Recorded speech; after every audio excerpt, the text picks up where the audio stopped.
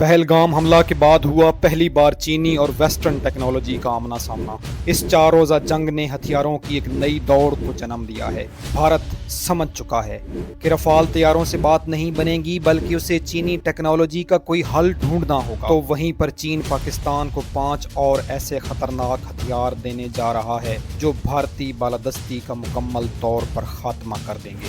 معزز دوستو، یہ کوئی سنی سنائی بات نہیں بلکہ انتہائی مستند عالمی جریدوں سے حاصل کی گئی رپورٹس ہیں۔ ان 5 خطرناک ہتھیاروں کی لسٹ میں پہلے نمبر پر آتا ہے چین کا 5th generation stealth fighter aircraft J-35A۔ یہ طیارہ آپریشن سندور کے دوران ہونے والی ڈاگ فائٹ میں رفال طیاروں کو زمین بوس کرنے والے J-10C سے زیادہ ایڈوانس لیول کا طیارہ ہے۔ یہ طیارہ چین نے آج تک کسی اور ملک کو نہیں دیا۔ ویسے تو پاکستان بھی J-35 کی ایکسپورٹ ورژن J-31 میں دلچسپی رکھتا تھا، لیکن حالیہ 4 روزہ جنگ کے بعد چین نے یہ فیصلہ کیا ہے کہ وہ پاکستان کو J-35 ہی دے گا۔ اس طرح پاکستان دنیا کا پہلا ملک بن جائے گا جو چین کے بعد یہ طیارہ استعمال کرے گا۔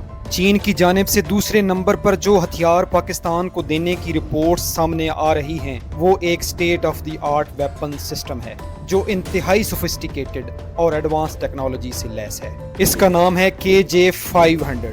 یہ ایک airborne early warning and control system aircraft ہے جو کہ پیپلز لبریشن آرمی کے چند کلیدی ہتھیاروں میں سے ایک ہے جسے PLA ہوائی نگرانی اور جاسوسی کے لیے استعمال کرتی ہے۔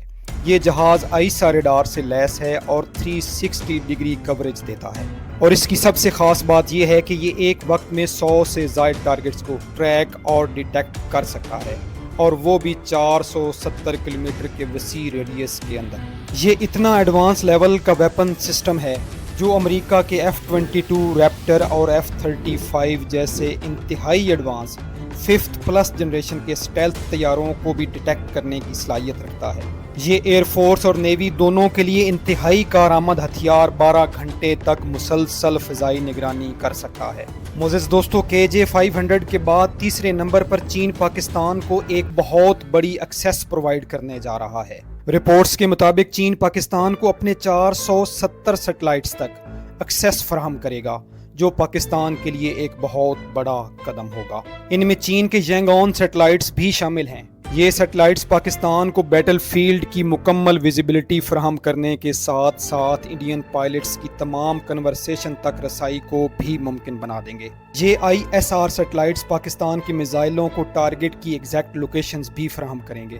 ینگ آن سیٹلائٹس الیکٹرانک وار فیئر سے بھی لیس ہیں جو دشمن کی کمیونیکیشن کے سگنلز کو ٹریپ کر کے زمین پر موجود گراؤنڈ اسٹیشن کو سینڈ کرنے کی صلاحیت رکھتے ہیں۔ گراؤنڈ اسٹیشن ان سگنلز کو ایویلیویٹ کر کے دشمن کی فوجی حکمت عملی، پوزیشننگ کی معلومات حاصل کرنے کے علاوہ ان کی کمیونیکیشن کو بھی سن سکیں گے۔ اس کے علاوہ یہ سیٹلائٹس دشمن کی کمیونیکیشن کو جیم کرنے کی بھی صلاحیت رکھتے ہیں۔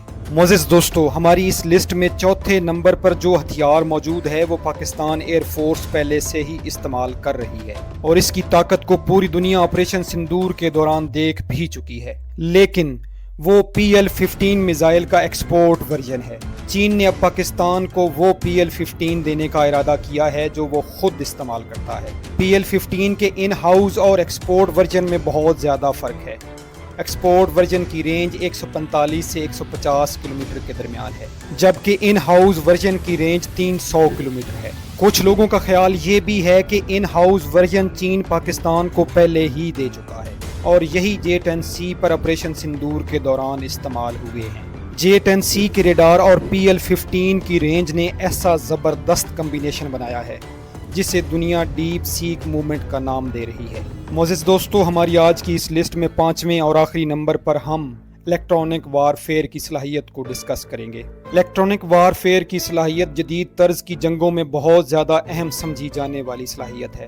اسی ٹیکنالوجی کا استعمال کرتے ہوئے پاکستان نے 2019 کی آپریشن سوئفٹ ریٹارٹ میں انڈین طیاروں کو مار گرایا تھا، اور حال ہی میں ہونے والے آپریشن سندور کے دوران جو رفال طیارے مارے گئے ہیں اس کے پیچھے بھی یہی صلاحیت کار فرما تھی۔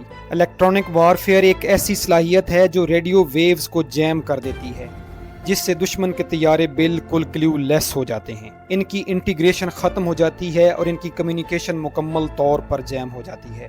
جس سے ان کو مار گرانا انتہائی آسان ہو جاتا ہے، اور پاکستان پچھلے کئی سالوں سے اس پر کام کر رہا ہے، اور اب چین کے ساتھ مل کر اس نے the centre of artificial intelligence and computing کی بنیاد رکھی ہے تاکہ الیکٹرانک وار فیئر کی صلاحیت کو مصنوعی ذہانت سے جوڑ کر مزید بہتر انداز میں استعمال کیا جا سکے۔ معزز دوستو، یہ تھی ہماری آج کی video. Please like, share and subscribe.